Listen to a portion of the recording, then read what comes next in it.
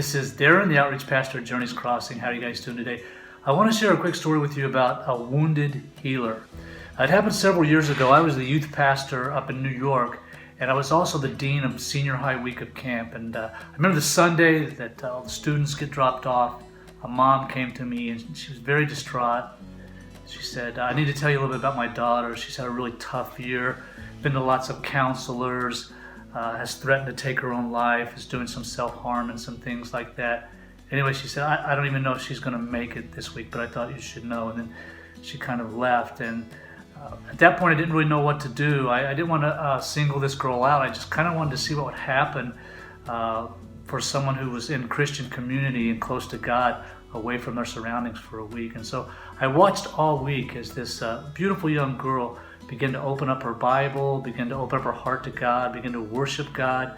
I saw her begin to make friends. I even saw her counseling some of the other kids who were having maybe bad situations at home and whatnot. As we came to the end of the week, we had this big bonfire.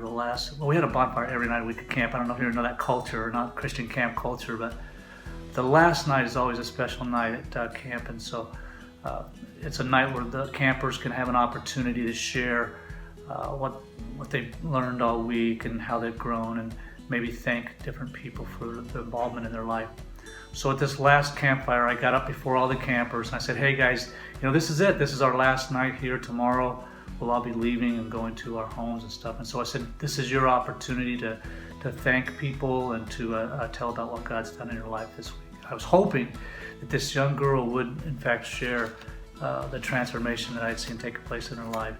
So after a few campers got up and shared, I was getting nervous, but she did. She got up and she shared about how thankful she was for all the people and the faculty and the fellow campers, and how God had really changed her life that week. And then towards the end, I could tell she was kind of getting emotional, and she began to say, she said, she goes, I've been through a lot of counseling and had a lot of different therapy and stuff over the past year. None of it really seemed to help. She goes, I just wish that there could be someone who could take like the Christian stuff, like the God stuff, and apply it to the counseling so that people like me could get the help that they really needed.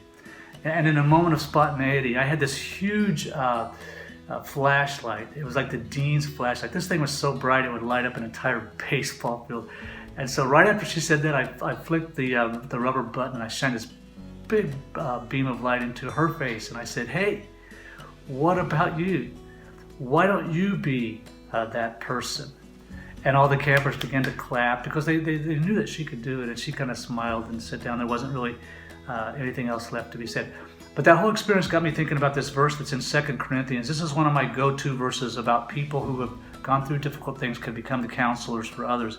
It says, praise be to the God and Father of our Lord Jesus Christ, the Father of compassion and the God of all comfort, who comforts us in all of our troubles, so that we can comfort those in any trouble with the comfort we ourselves have received from God. So the spotlight is on you today. What have you gone through? How has God transformed your life? How has He comforted you? And how can you now begin to comfort others? That's what a wounded healer is, and that's what a wounded healer does. All right, guys, thanks.